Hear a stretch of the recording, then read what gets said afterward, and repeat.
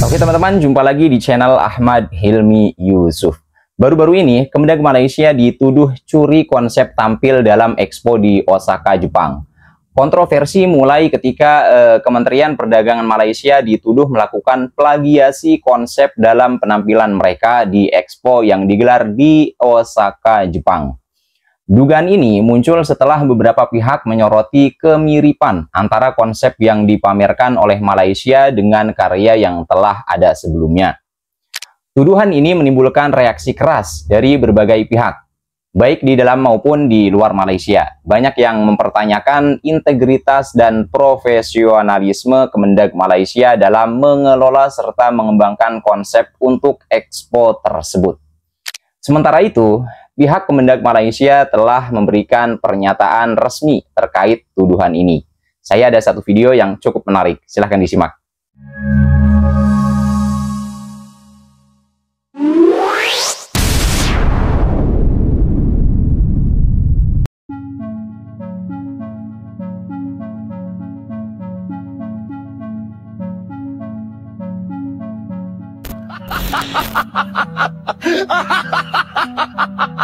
Pemirsa, hari kedua Osaka Expo Indonesia Pavilion ramai dipadati oleh ribuan pengunjung. Ya, benar sekali, pengunjung yang datang mengaku terpukau dengan desain tiap ruangan yang ada di Pavilion Indonesia. Pavilion Indonesia di Expo 2025 Osaka berhasil mencuri perhatian dunia.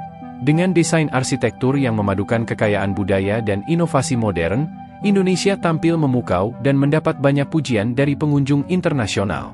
Sementara itu, Pavilion Malaysia dituding meniru konsep desain kreatif dari pihak lain.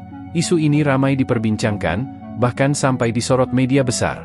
Tampak bangunan Pavilion Malaysia di Expo Jepang menggunakan elemen kayu yang mengingatkan pada konsep milik Indonesia. Bukan nak layan Konoha ni, tapi...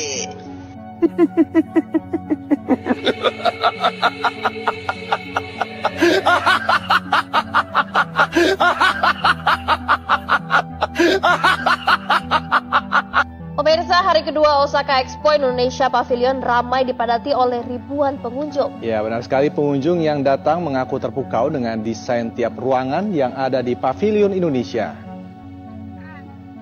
Indonesia Pavilion hari kedua masih mendapat sambutan positif dari para pengunjung Osaka Expo. Bahkan antrian panjang untuk masuk ke dalam pavilion terlihat sejak pagi hingga sore. Sejak hari pertama dibuka, sedikitnya 4.000 pengunjung yang datang ke Pavilion Indonesia. Yeah, hi. It's a pleasure to visit the pavilion from Indonesia, and maybe it will be beginning with the tropical forest and all the area where you have a lot of textiles, because I'm crazy about textiles and traditional handcrafts. Selama 6 bulan pelaksanaan World Osaka Expo, Indonesia akan membawa pengunjung menyusuri 3 area utama: nature, culture, and future. So I'm actually Indonesian, but I moved to Canada when I was young, and I haven't been home in a long time. And as soon as I came through that jungle area, which I haven't seen in any of the other pavilions, I felt like at home. Pemerintah Indonesia menargetkan Pavilion Indonesia akan menarik 2,8 sampai 3,5 juta pengunjung dengan potensi transaksi di berbagai sektor, baik kreatif ekonomi, teknologi hijau, hingga pariwisata.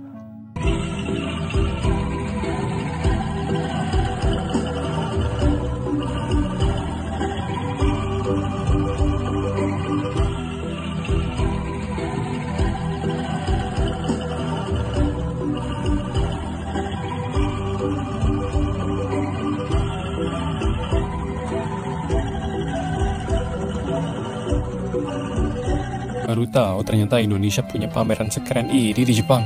Sampai ada hutannya loh di dalam. Teman aku yang dari Thailand aja sampai terkaget-kaget. Ini review dia tentang pamerannya. First impressions? A long line. They start with dancing, and then my friends start joining those Indonesians too. Oh, nice. They serve kopi. So hot. Are they trying to teach me about global warming through kopi? Ooh, the doors finally opens. The rainforest? So, wow, everybody was shocked. Okay, now I'm expecting to see Komodo and Ludo. Ooh, feel like traveling from Sumatra to Papua now. So good. Oh wait, is that Nusantara? Is this a new capital city? Oh, you can have 11% now. Oh, is this batik? Oh, good. The part 2? I love it, but next time, can I request Joko Anwar movies too? Like, or not, Titan. Adrian, wait, there's no nasi goreng here? Bro, you make me walk for many floors with no nasi goreng. What you doing when you meet people? Disappointed. Conclusion, amazing experience. Very creative, but no nasi goreng, so 9.5 out of 10.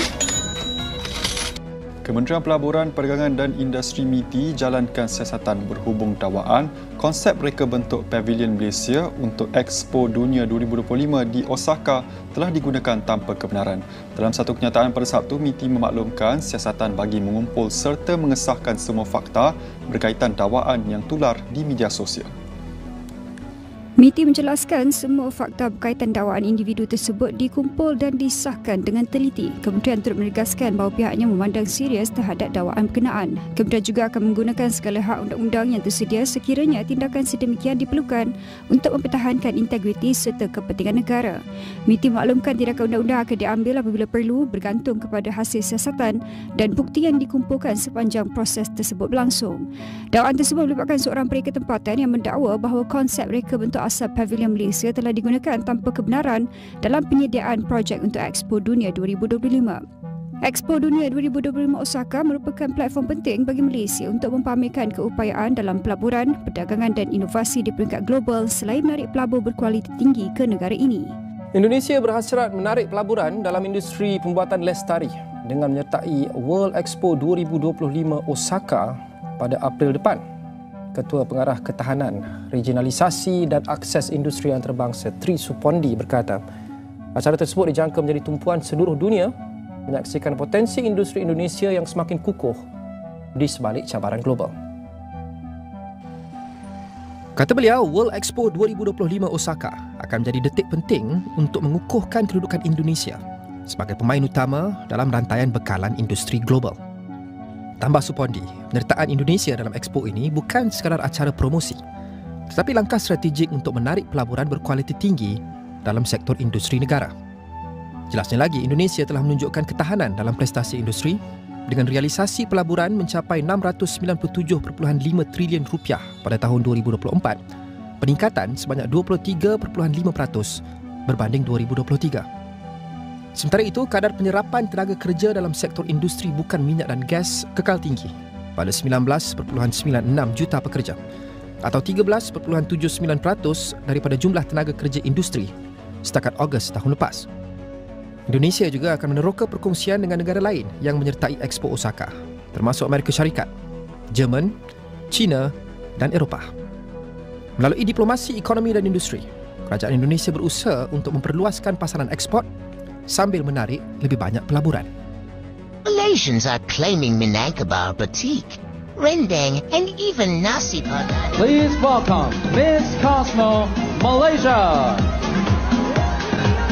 Her outfit is inspired by traditional outfit known as Minangkabau from Negeri Sembilan, Malaysia. Saya tahu Indonesia punya pahlawan hebat banget, tapi orang yang hebat banget yang harus kita acknowledge. Ya. Bahwa pernah ada pemuda Maluku namanya Henry. Ini yang menarik ini. Ya. Yang diangkat justru sosok yang selama ini mungkin nggak banyak orang tahu. Yang lucu Ustaz, Malaysia mengklaim ya dengan nama Panglima Awang. Sebenarnya novel yang dibuat oleh Aminur Rashid.